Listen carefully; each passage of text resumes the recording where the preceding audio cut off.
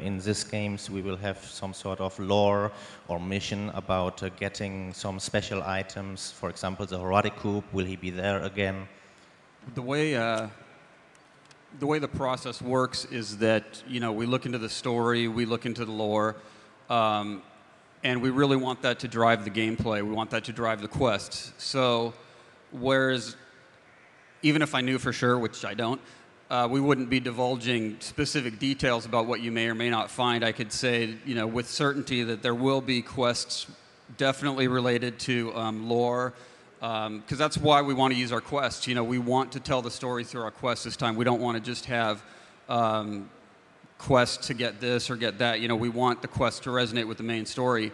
So things like the Roderick Cube, I don't know specifically if we'll be bringing that back, but, we know everyone loves that type of thing. So, we work closely on the story and lore side with our game designers and our item designers.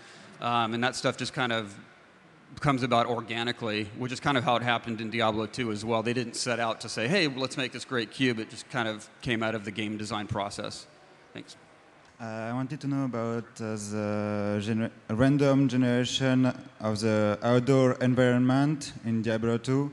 Do you plan to keep this idea in order to have like a new experience of the game for each character we create?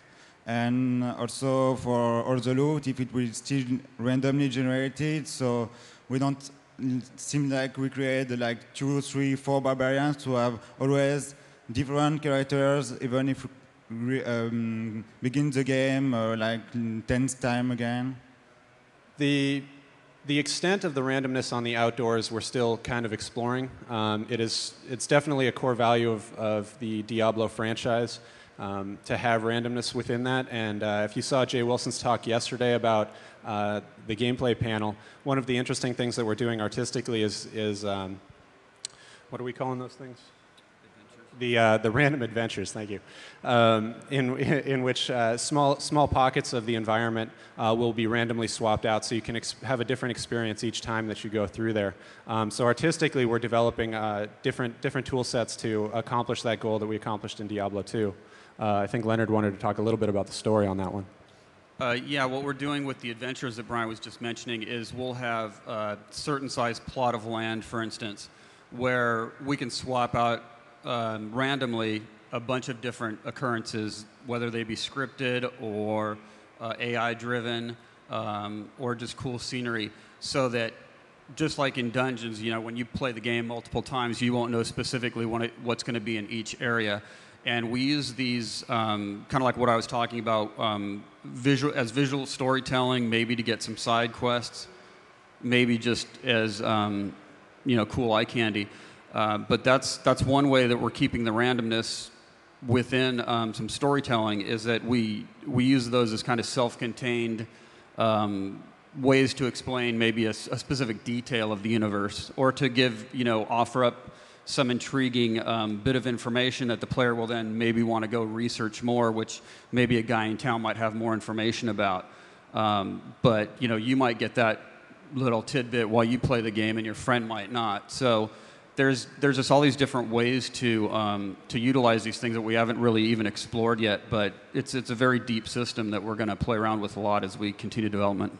What old places from Diablo 2 are we going to see, and how have they changed in the last 20 years? Well, I can tell you that the game starts in New Tristram, which is just outside of Old Tristram. And, of course, Deckard Cain comes back, and you'll probably see some NPCs and maybe a hero or two that you might have played in previous games coming back. Beyond that, you'll just have to wait and see.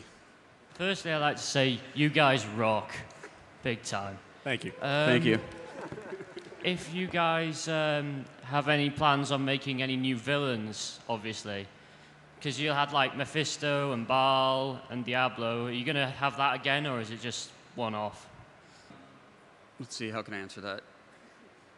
Yes and no. We will... Well, there are 7 Lords of Hell, and let's see how many. Can we count how many we've actually killed in the series? I won't say anything more about that. And there are some new ones that I'm sure we'll come up with along the way. in your presentation, you told that people basically forgot some events in Diablo 1 and Diablo 2 or see them as legions, you know. But we know that those events had a great impact on the world. For instance, in Kurast, the whole place has been overrun by evil jungle, and this is a major change, you know. And it's hard to believe that people just forgot that and just see it as an old fairy tale. Well, gee, I guess we'll have to start over then. No, really, what it is, I mean, if you think about the world, I mean, this is a world where you have Vigere mages summoning demons constantly, so people cannot deny that there is weird stuff going on constantly. You can barely walk down the road without being attacked by, 15 goatmen. So this isn't a world that's by any means safe.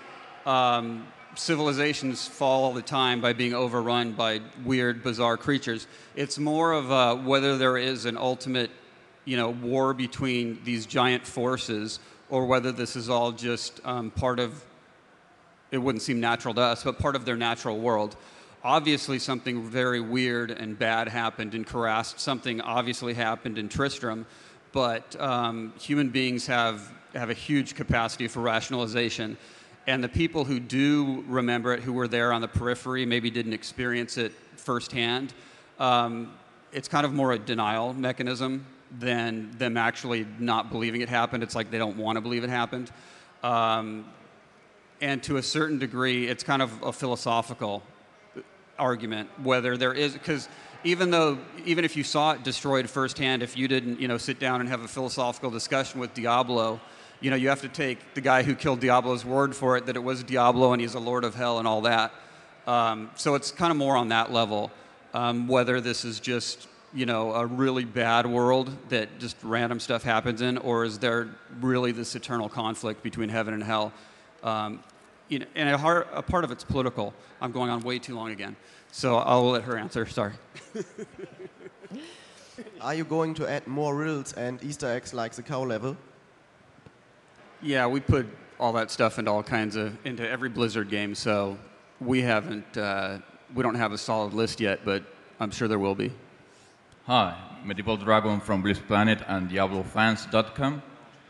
Elfenlight from the forums asks, what's up with Angel Inarius? Is he still at the prison of mirrors? The Sin War didn't rule it out. Special thanks to Richard Neck and Marco Palmieri from Pocketbooks. Okay. He asked if, I guess I should ask if this is what you asked. Inarius was the angel who used the World Stone to create Sanctuary along with demons, the help of some demons, specifically Lilith. And he was, in an arrangement between heaven and hell, he was allowed to be taken to hell by the demons kind of as punishment. The question was whether he is still there. As far as any of us know, he is still there. And thanks for the Diablo 3 website, by the way. I'd just like to ask, how indestructible the environment's going to be? Are we going to get to level the entire city blocks, or is it just going to be a few benches now and then? I mean, what are we going to get to blow up and smash? As much as we need to have the game as fun as possible. It's something that we're constantly exploring, just how much we can put in and what kind of payoff we get. So as much as we can, but yeah, we'll just have to see. It's something we're still exploring. All right, everyone, that concludes the Q&A session for the World Lore and Environment Art panel. Give a round of applause to Leonard and Brian.